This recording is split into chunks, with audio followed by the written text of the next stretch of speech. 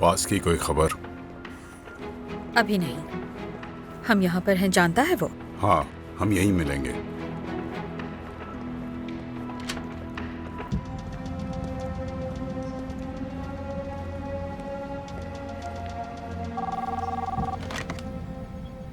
Hello जी mister president, क्या ऐसा है? ठीक है मिस्टर प्रेसिडेंट। क्या हुआ, कहो? उन्होंने हमें पास्कल की तस्वीरें भेजी हैं। वो अब तक तुर्की में ही है, फरार नहीं हो सका। ये वाकई अच्छी खबर है। ये क्या है? टैक्सी में कैमरा लगा हुआ है। टाइम देखिए, ये हमले के बिल्कुल बाद का वक्त है।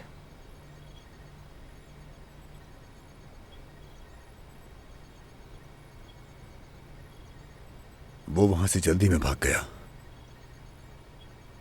इसका मतलब वो वहीं कहीं पर है, छुपा हुआ है।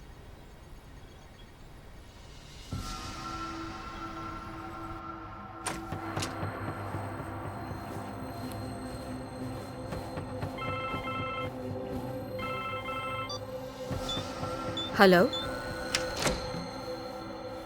एक सेकंड दीजिए। पास की कॉल है।